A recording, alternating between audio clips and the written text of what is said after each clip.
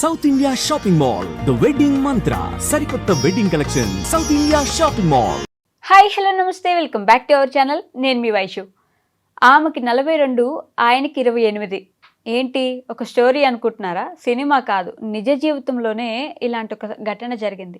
ఆవిడకి ఆల్రెడీ 3 పిల్లలు ఉన్నప్పటికీ అతన్ని ప్రేమించింది. వాళ్ళిద్దరూ పెళ్లి చేసుకోవాలనుకున్నారు. వాళ్ళ ఇంట్లోంచి పంపించేశారు. బయటకు వెళ్ళి పెళ్లి చేసుకున్నారు. మనస్పర్ధలు వచ్చాయి. ఆవిడ ఆత్మహత్య చేసుకుంది. 3 రోజులు ఆ శవంతో పాటు ఉండి ఆయన కూడా ఆత్మహత్య చేసుకున్నాడు. ఇప్పుడు వాళ్ళ పేరెంట్స్ పరిస్థితి ఏంటి? ఆ విషయాన్ని అసలు సమాజం ఎలా చూడాలి? ఎక్కడికి వెళ్తుంది సమాజం? దీని గురించి మనం అసలు ఏం మాట్లాడుకోగలం? ఈ విషయాలన్నీ మాట్లాడడానికి ఈరోజు నాతో పాటు అడ్వకేట్ ఎడ్విన్ కేదాసి గారు ఉన్నారు. సార్తో మాట్లాడదాం. Hello sir. హలో అమ్మా, good evening. Good evening sir. ఎలా ఉన్నారమ్మా? బాగున్నాను సార్, మీరు బాగున్నారా? బాగున్నా. ఓకే. ఈ సిచ్యువేషన్ని బాధాకరం. ఓకే, ఆ తండ్రి రోదన ఎంత గట్టిగా వినిపిస్తుందో అందరికీ అంత బాధాకరంగా ఉంది. కానీ అసలు ఎలా చూడాలి సార్ ఇప్పుడు ఈ సిచ్యువేషన్ని? ఏం నేర్పిస్తాం ఇప్పుడు దీని నుంచి? Vaishu, sir there's a saying అమ్మా, ఓకే ప్రేమ గుడ్డిది అని. రైట్. కానీ మరీ ఇంత గుడ్డిది, లేకపోతే మరీ ఇంత అసలు అంటే ఇంత బ్లైండ్ కావాల్సిన అవసరం లేదనిపిస్తుందమ్మా.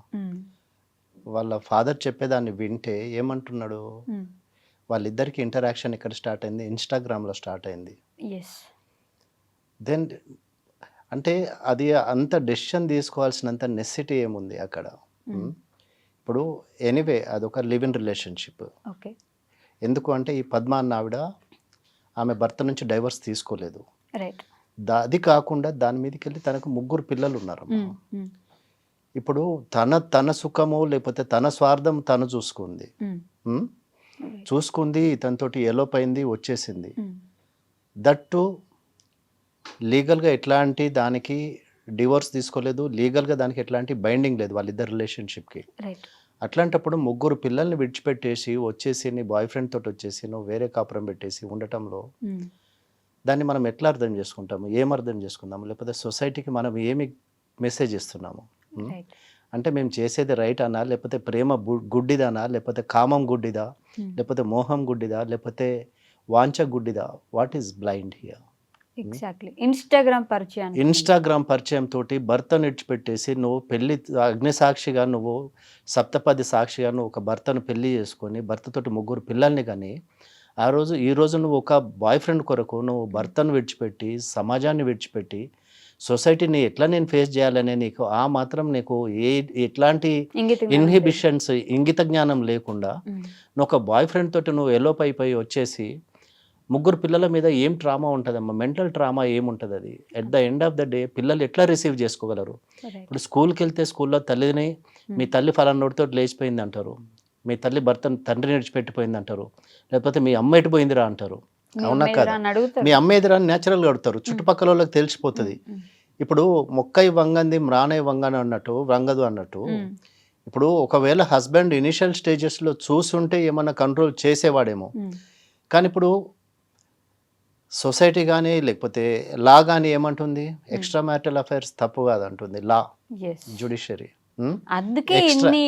ఎక్స్ట్రా మ్యారిటల్ అఫైర్స్ తప్పు కాదంటుంది, లివ్ ఇన్ రిలేషన్షిప్స్ తప్పు కాదంటుంది, ఎక్స్ట్రా మ్యారిటల్ అఫైర్లో పుట్టిన పిల్లోళ్ళను కూడా హస్బెండ్ చూసుకోవాలని అంటుంది. అంత లీగల్ పవర్ వచ్చినప్పుడు ఇంకా ఎందుకు చేయరమ్మా ఇవన్నీ? ఇప్పుడు లీగల్గా దాన్ని కంట్రోల్ చేయాలా, లీగల్గా కంట్రోల్ చేయలేని పరిస్థితికి వచ్చింది. ఇప్పుడు భర్త పోలీస్ స్టేషన్కి వెళ్ళినాడు అనుకో, భర్త పోలీస్ స్టేషన్కి వెళ్ళి పోలీసు వాళ్ళకి చెప్తే కూడా ఏమంటాడు? నీ భార్యను నువ్వు కంట్రోల్ పెట్టుకోలేడు, నువ్వు వచ్చేసి మాకేం చెప్తున్నావురా, మాకెందుకు కంప్లైంట్ చేస్తున్నావు? అది మీ ఇద్దరి మధ్య జరిగింది, నువ్వు నీ భార్యను అదుపులో పెట్టుకోవాలి, లేకపోతే నువ్వు కరెక్ట్ ఉంటే నీ భార్య అసలు ఇట్లాంటిది ఎందుకు చేస్తాడు అని చెప్పేసి తన మీద ఒక స్టిగ్మా వస్తుంది మా హస్బెండ్ మీద. ఇప్పుడు తను మోజులోనో తన వ్యామోహంలోనో పడి బాయ్ ఫ్రెండ్ తోటి వెళ్ళిపోయింది, సురేష్ తోటి వెళ్ళిపోయింది పద్మ.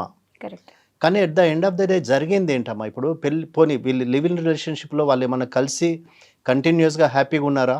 ఏమన్నా హ్యాపీగా బ్రతికినారా? ఏం జరిగింది చెప్పండి? ఇప్పుడు సొసైటీలో ఇట్లాంటి ఎక్స్ట్రా మ్యారిటల్ అఫైర్స్ అన్ని ఇదే ఎండ్ అని చెప్పేసి చెప్పకనే చెప్తున్నారు కదా. ఇప్పుడు తను ఒక్కతే సూసైడ్ చేసుకోవటం కాదు, తనతో పాటు ఎవరైతే ఈ అమ్మాయితోటి వెళ్ళిపోయినాడో, లేకపోతే పద్మతోటి వెళ్ళిపోయిన సురేష్ ఉన్నాడో, తను ఆ బాధ తట్టుకోలేక సూసైడ్ చేసుకున్నాడా, లేకపోతే సొసైటీని ఫేస్ చేయలేక సూసైడ్ చేసుకున్నాడా? ఇప్పుడు మనకు దాంట్లో మనము విన్నది లేకపోతే మనకు తెలిసింది ఏంటంటే ఇరుపక్షాల వాళ్ళు పోలీస్ కంప్లైంట్స్ చేసుకున్నారు అన్నారు. రైట్. అంటే వీళ్ళు పెట్టే టార్చర్ తట్టుకోలేక నా భార్య సూసైడ్ చేసుకుంది లేకపోతే నా కూతురు సూసైడ్ చేసుకుంది అని చెప్పేసి పద్మ వాళ్ళ ఫ్యామిలీ వాళ్ళు చేసి ఉండొచ్చు. అట్ ద సేమ్ టైం అంటే సురేష్ కూడా తనకంటే అపరిమితమైన ప్రేమ నాది, లేకపోతే ఆమె మీద ఉన్న ఇష్టమా, లేకపోతే ఆమె మీద ఉన్నటువంటి చంపుకోలేనంత ప్రేమనా, భయంగా చూడలేము అసలు. భయంగా కూడా చూడొచ్చమ్మా. ఇప్పుడు ఫాల్స్ కేసెస్, ఒకసారి నువ్వు ఒక ఫాల్స్ కేసులో ఇంప్లికేట్ అయితే నేను ఎవరు బయటికి తీసుకురాలేరు. ఎగ్జాక్ట్లీ. ఇప్పుడు అందులో ఇంకా ఇది మర్డర్ అంటారు, చంపేసినాడు అంటారు, చచ్చిపోయింది సూసైడ్ చేసుకుంది అని అన్నారు, చంపేసినాడు మా కూతుర్ని తీసుకెళ్ళి అంటారు. ఇప్పుడు అదే వాళ్ళ ఫాదర్, ఎవరు సురేష్ వాళ్ళ ఫాదర్ అదే అంటున్నాడు కదా, ఆ పద్మ వాళ్ళ కొడుకు వచ్చినాడు, కొడుకు వచ్చేసి మేము పోలీస్ స్టేషన్ కూడా వెళ్ళినామని అంటున్నాడు. సో అంటే పిల్లల మీద ఎంత ట్రామా ఉంటుందమ్మా. ఇప్పుడు హస్బెండ్ ట్రామా ఎంత ఉంటుంది, అది one side of the story. ఇంకొక సైడ్ ఆఫ్ ద స్టోరీ ఏంటి, సురేష్ వాళ్ళ parents, he is the only bread winner అట ఫర్ ద ఫ్యామిలీ. వాళ్ళ father is an auto driver. ఇప్పుడు ఒక చిన్న పిల్లోడిని కానీ వాడిని అంత పెద్ద కొడుకుని చేయాలంటే ఎంత ఎఫర్ట్స్ పెట్టి ఉండాలి. ఆటో నడుపుకుంటూ ఒక కొడుకుని అంత పెంచి పెద్దగా చేసేసి వాళ్ళకు సొసైటీ యాక్సెప్ట్ చేయదు, లేకపోతే సొసైటీలో నేను ఫేస్ చేయలేను, లేకపోతే నేను వీళ్ళని ఇంటి దగ్గర ఉంచుకోలేను అని చెప్పేసి తను బయటికి పంపించేసినాడు. కానీ అదే వాళ్ళ పాలిట యమపాశం లాగా తయారైంది కదమ్మా. ఇప్పుడు తను మంచికో చెడుకో చెప్పినాడు, నేను సొసైటీని ఫేస్ చేయలేను, లేకపోతే పోలీస్ కేసులలో నేను తిరగలేను, పోలీస్ స్టేషన్లో వెళ్ళి కూడా చెప్పాడు ఇట్లా జరిగింది, నేను దీన్ని యాక్సెప్ట్ చేయట్లేదు కాబట్టి నాకు దీంట్లో సంబంధం లేదని చెప్పేసి తను హ్యాండ్స్ ఆఫ్ చేసినాడు. కానీ అక్కడ జరిగింది ఏంటి, చనిపోయింది తను. ఏంటి, సొసైటీకి భయపడి చనిపోయిందా, లేకపోతే ఆమె మీద మెంటల్ ప్రెషర్ పెరిగిందా, లేకపోతే ఏం పెరిగింది అనేది. ఒక ప్రెషియస్ 2 lives అయితే పోయినాయి కదమ్మా. ఇప్పుడు ఇద్దరు ప్రెషియస్ లైఫ్స్ అయితే చనిపోయినారు, ఇద్దరు చనిపోయినారు. ముగ్గురు పిల్లలకి తల్లి లేకుండా అయిపోయింది. ఇప్పుడు ఆ పిల్లలకి ఎప్పుడు అది లైఫ్ టైం అది ఆ స్టిగ్మా అనేది అది రిమైన్ అయిపోయి ఉంటుందమ్మా, అది కంటిన్యూ అయితేనే ఉంటుంది. అంటే ఇప్పుడు నువ్వు ఫస్ట్ ఆఫ్ ఆల్ చేసేదే illegal unethical thing, live in relationship. అట్లాంటప్పుడు నువ్వు పోనీ వీడికేమైనా సుఖం ఇచ్చినవా? ఇప్పుడు ఈ అబ్బాయి మొత్తం ఇప్పుడు there is a age gap of something around 15 to 18 years, right? So ఇప్పుడు అంత ఏజ్ గ్యాప్లో వచ్చేసి నిన్ను కోరుకొని నీ కోసం వచ్చేసి నిన్ను సొసైటీని కాదని, తల్లిదండ్రులను కాదని, సమాజాన్ని కాదని, అందరినీ కాదని వచ్చేసి నీతోటి ఉండటానికి తను డెసిషన్ తీసుకొని వచ్చినప్పుడు నువ్వు అతనికి ఇచ్చింది ఏంటి? ఫ్రాక్షన్ ఆఫ్ అ సెకండ్లో నువ్వు సూసైడ్ చేసుకున్నావు. ఒక ఇద్దరి మధ్య ఫ్రిక్షన్ వచ్చింది, గొడవలైనా భార్య భర్తలకైనా వస్తాయి, ఫ్రెండ్స్కైనా వస్తాయి, ఫ్యామిలీలో అయినా వస్తాయి, ఎక్కడైనా వస్తాయి. అంటే ఇప్పుడు నీ మీద ఎంత మెంటల్ ప్రెషర్ బిల్డప్ అయి ఉంటే నువ్వు ఆ డెసిషన్ తీసుకొని సూసైడ్ చేసుకున్నావు. ఒక బ్రతకడానికి చాలా ధైర్యం కావాలా అనుష. అది ఇంకా దానికన్నా చనిపోవడానికి ఇంకా ధైర్యం ఎక్కువ కావాలి. బ్రతకటమే గొప్ప థింగ్ అంటే చనిపోవడానికి ఇంకా ధైర్యం కావాలా. ఆ మూమెంట్లో నువ్వు ఆ డెసిషన్ తీసుకున్నావు అంటే ఎంత ఫ్రస్ట్రేట్ అయి ఉండొచ్చు, లేకపోతే ఏ స్టేటస్లో నీ మెంటల్ స్టేట్ ఉండొచ్చు. ఆ డెసిషన్ తీసుకొని నీ అంతటా నువ్వు చనిపోయి వీడి గురించి ఆలోచించకుండా నీకోసం మొత్తం అన్నీ విడిచిపెట్టుకొని వచ్చి సొసైటీని, ఫ్యామిలీని, లేకపోతే బంధుమిత్రులు కానీ లేకపోతే అందరిని విడిచిపెట్టేసి వచ్చేసి సొసైటీని కాదని చెప్పేసి వచ్చినప్పుడు అతనికి నువ్వు ఇచ్చింది ఏంటి? కాకపోతే సార్ అసలు ఇప్పుడు ఇలాంటి కేసులు ఎందుకు ఎక్కువ అవుతున్నాయి?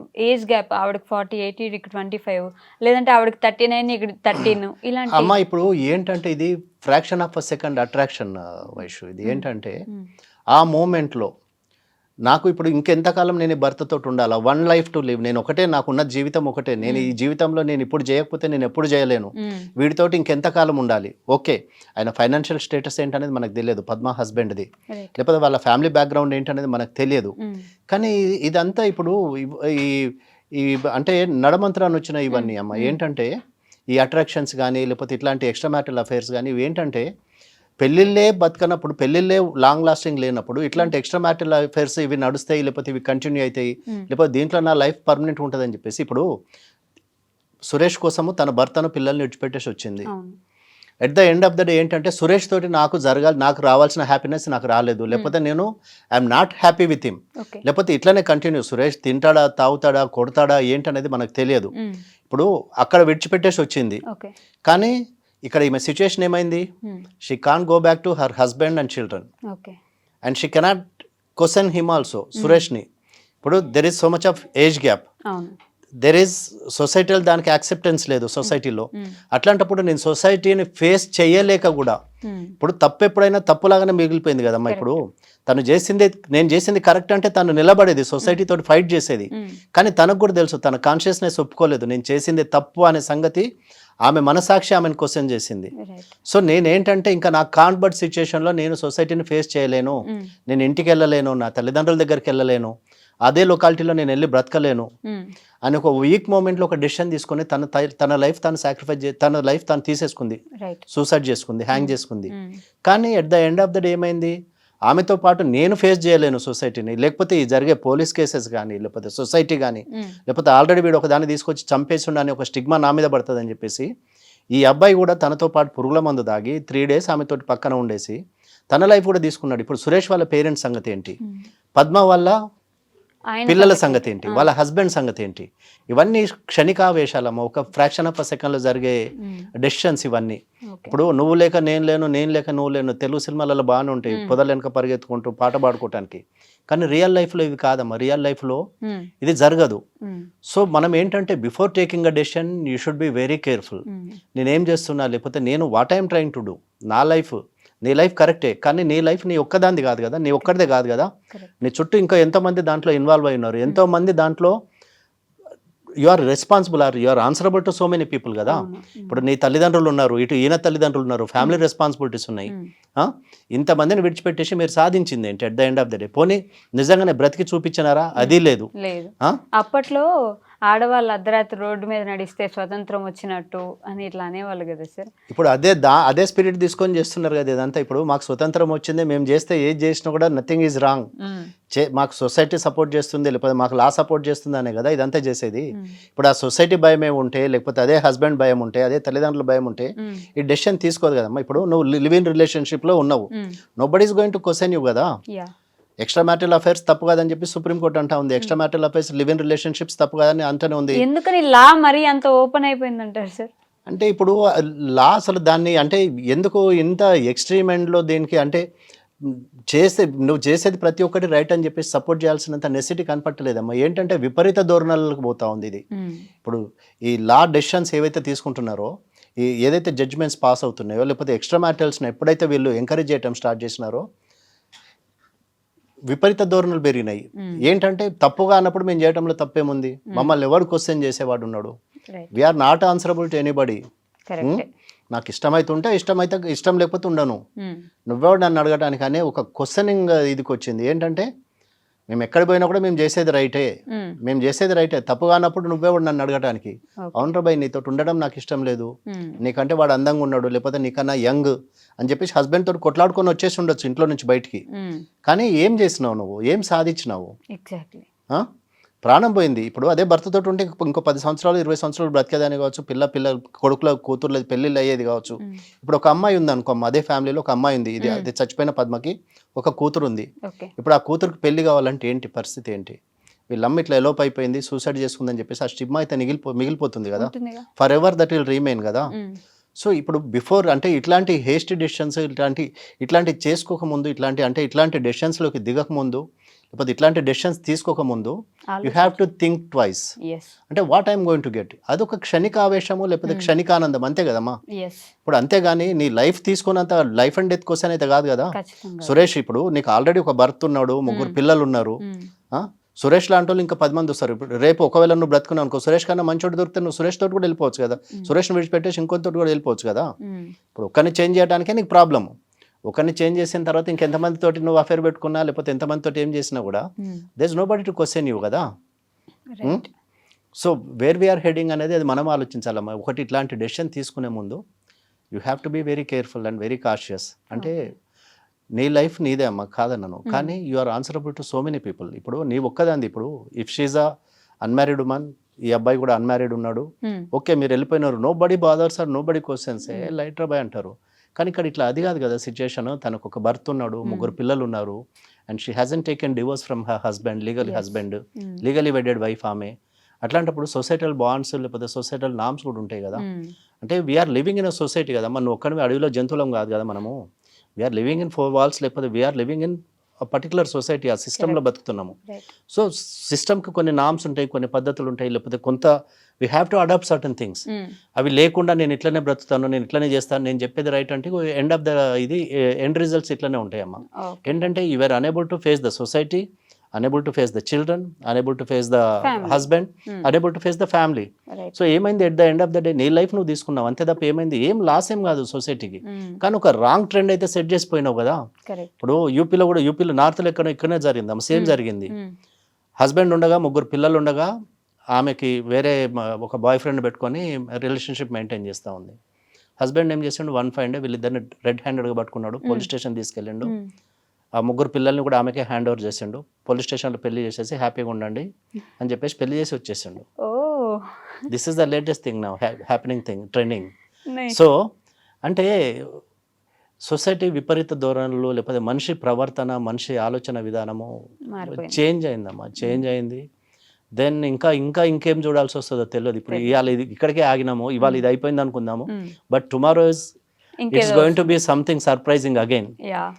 So we should condemn this అమ్మా, definitely. Okay sir, thank you. Welcome అమ్మా.